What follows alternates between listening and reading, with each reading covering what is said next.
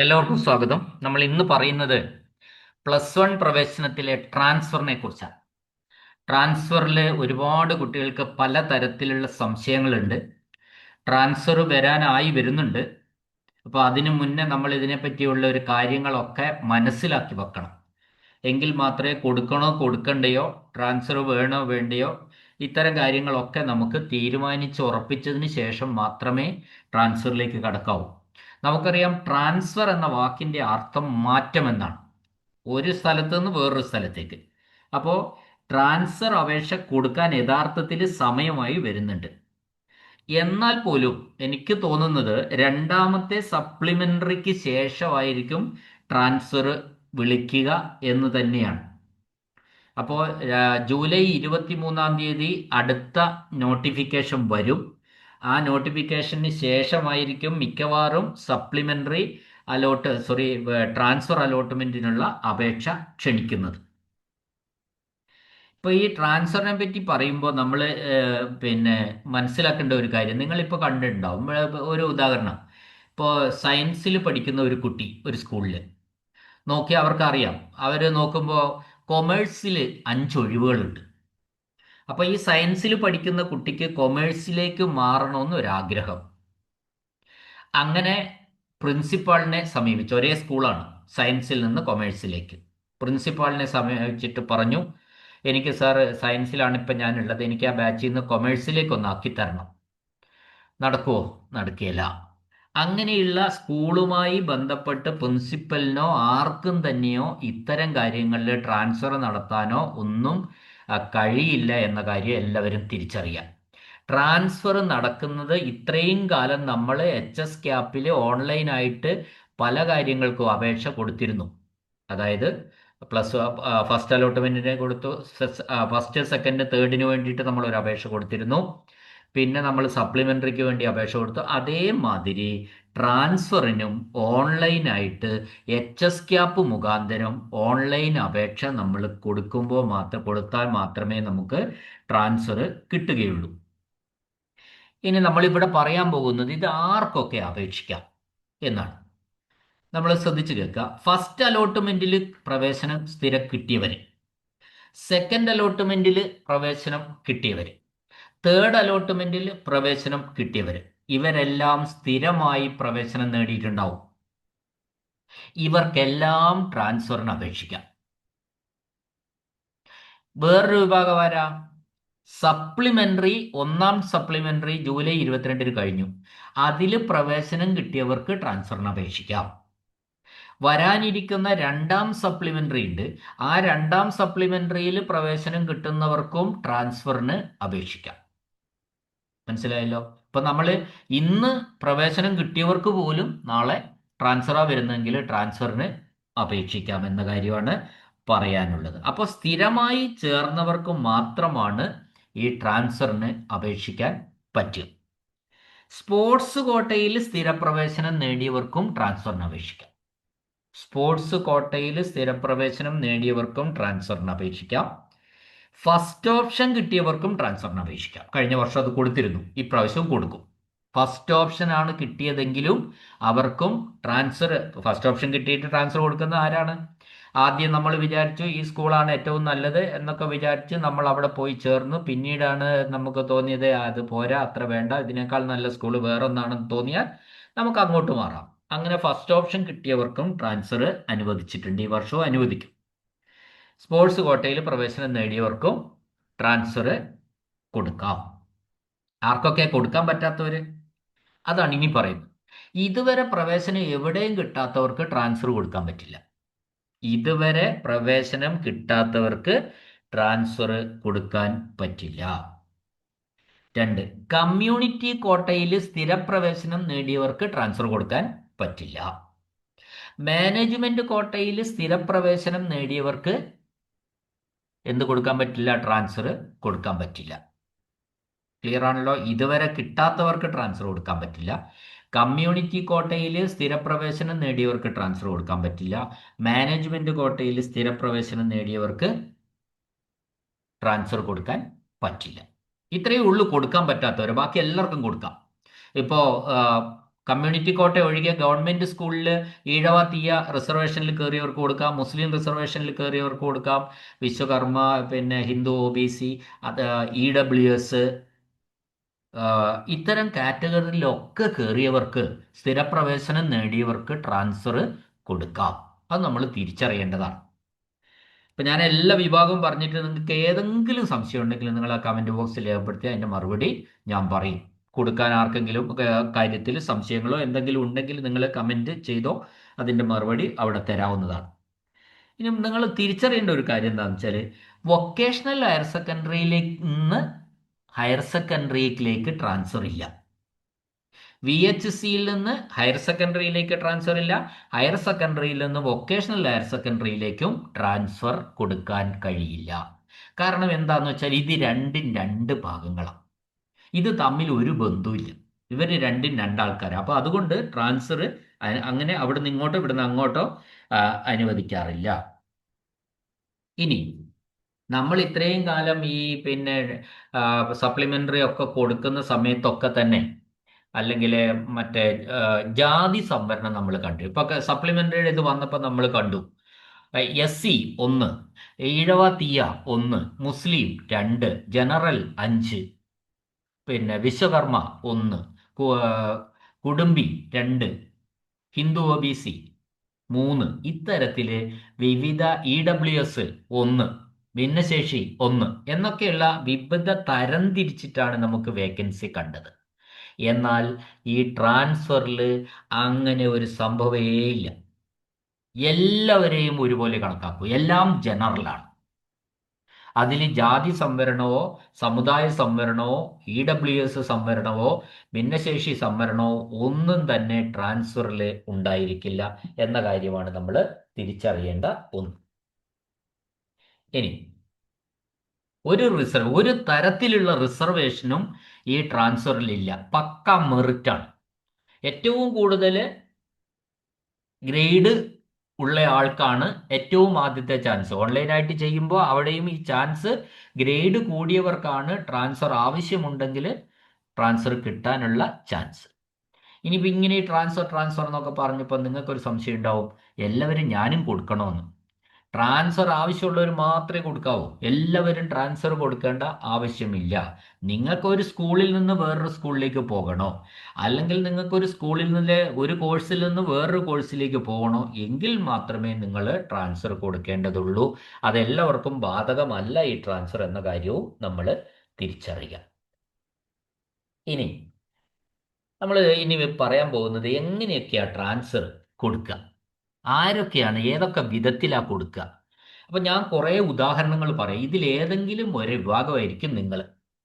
ആദ്യത്തേത് പറയാണ്, നിങ്ങളിപ്പോൾ ചേർന്ന ഒരു സ്കൂളുണ്ട്. ഇപ്പോൾ ഒരു സ്കൂളിൽ നിങ്ങൾ ചേർന്നിട്ടുണ്ട്. ആ സ്കൂളിൽ നിങ്ങൾ സയൻസിൽ ചേർന്നു. അപ്പോൾ ചേർന്ന് നോക്കിയപ്പോഴാണ് നിങ്ങൾക്ക് പറഞ്ഞ് മനസ്സിലായത്, ഈ സയൻസ് ഭയങ്കര കട്ടിയാണ്, ഇത് വേണ്ട, എനിക്ക് കൊമേഴ്സ് മതി. അതേ സ്കൂളിലെ കൊമേഴ്സിലേക്ക് നിങ്ങൾക്ക് ട്രാൻസ്ഫർ കൊടുക്കാം. നിങ്ങളിപ്പോൾ പഠിക്കുന്ന സ്കൂളിൽ സയൻസ് ആണെങ്കിൽ അവിടെ നിന്നുകൊണ്ട് നിങ്ങൾക്ക് നിങ്ങൾ പഠിക്കുന്ന അതേ സ്കൂളിലെ കൊമേഴ്സിലേക്ക് ട്രാൻസ്ഫർ കൊടുക്കാം. ഒന്ന്. രണ്ടാമത്, നിങ്ങളിപ്പോൾ പഠിക്കുന്ന സ്കൂളിലെ സയൻസിൽ നിന്ന് അതേ സ്കൂളിലെ ഹ്യൂമാനിറ്റീസിലേക്ക് നിങ്ങൾക്ക് ട്രാൻസ്ഫർ കൊടുക്കാം. ഇനി മറ്റൊന്ന്, എനിക്ക് സയൻസ് പഠിക്കാൻ ആഗ്രഹം പറ്റിയ എനിക്ക് കൊമേഴ്സാണ് കിട്ടിയത്, അങ്ങനെയുള്ള കുട്ടികളുണ്ടാവും. അങ്ങനെയുള്ള കുട്ടികൾക്ക് കൊമേഴ്സിൽ നിന്ന് നിങ്ങൾ പഠിക്കുന്ന അതേ സ്കൂളിലുള്ള സയൻസിലേക്ക് കൊടുക്കാം. ഹ്യൂമാനിറ്റീസിൽ നിന്ന് സയൻസിലേക്ക് കൊടുക്കാം. കൊമേഴ്സിൽ നിന്ന് ഹ്യൂമാനിറ്റീസിലേക്ക് കൊടുക്കാം. ഹ്യൂമാനിറ്റീസിൽ നിന്ന് കൊമേഴ്സിലേക്ക് കൊടുക്കാം. ഒരേ സ്കൂളിൽ തന്നെ.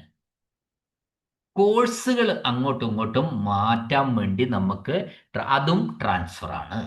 അതിനും നമ്മൾ ട്രാൻസ്ഫർ എന്നാണ് പറയുക.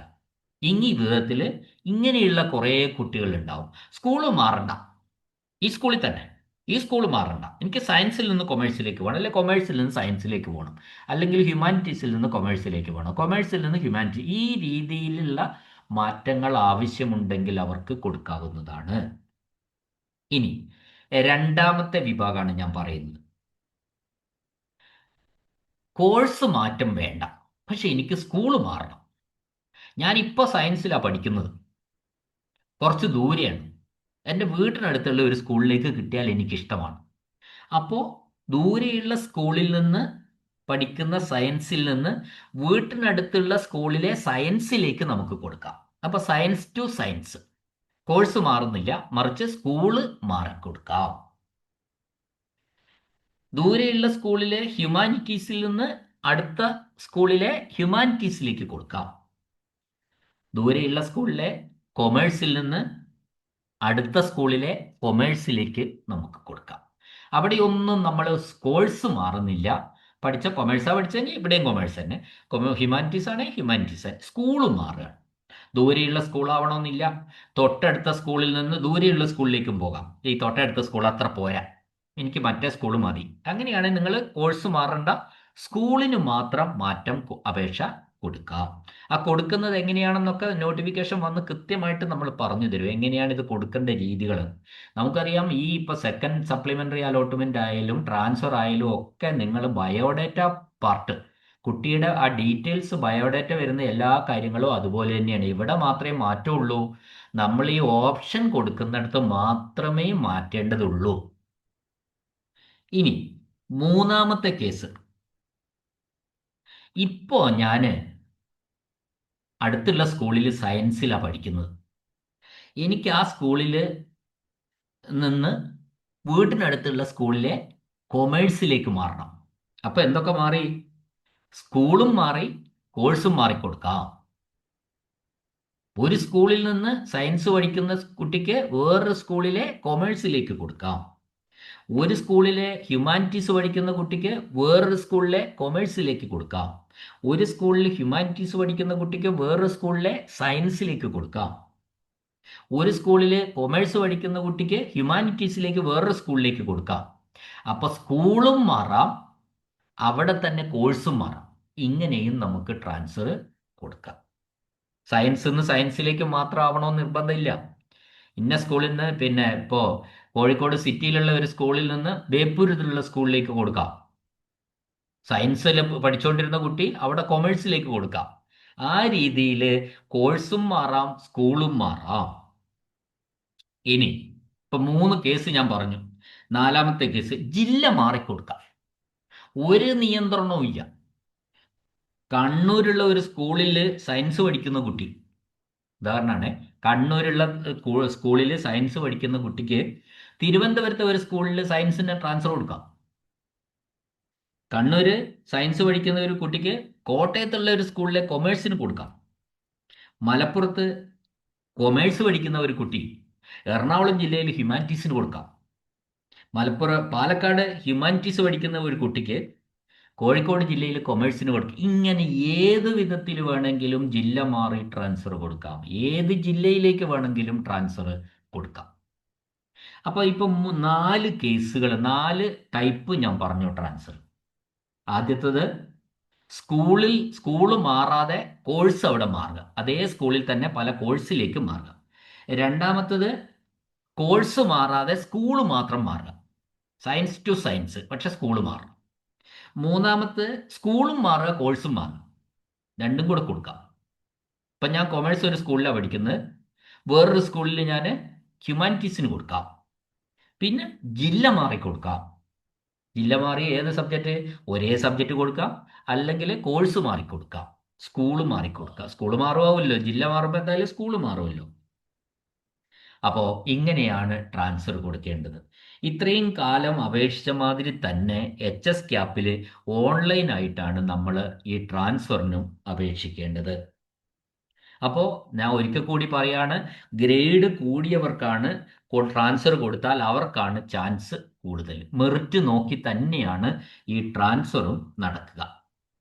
പക്ഷെ നമ്മൾ മനസ്സിലാക്കേണ്ട കുറച്ച് കാര്യങ്ങളുണ്ട് ഇവിടെയും നമുക്ക് ട്രാൻസ്ഫറിനും വേക്കൻസി ലിസ്റ്റ് പ്രസിദ്ധീകരിക്കും, സ്കൂളിലെ വേക്കൻസി പ്രസിദ്ധീകരിക്കും.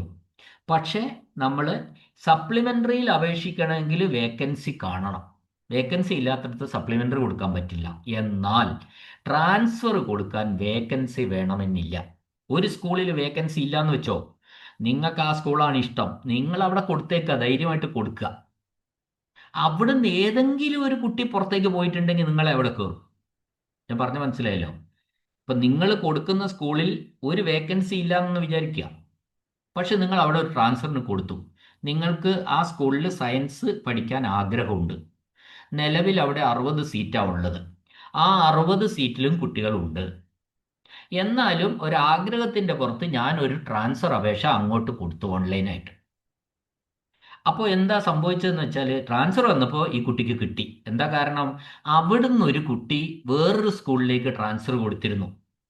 ആ കുട്ടിക്ക് അവിടെ ട്രാൻസ്ഫർ കിട്ടി. അപ്പൊ ഈ കുട്ടി അവിടുന്ന് അങ്ങോട്ട് പോയി. അപ്പൊ ഈ കൊടുത്ത നിങ്ങൾ എവിടെ വന്നു? ആ സ്കൂളിലേക്ക് വന്നു. നിങ്ങൾ പോരുന്നിടത്ത് നിന്ന് പോരുന്ന സ്ഥലത്തേക്ക് വേറൊരു സ്കൂളിൽ നിന്ന് ഒരു കുട്ടി വരും.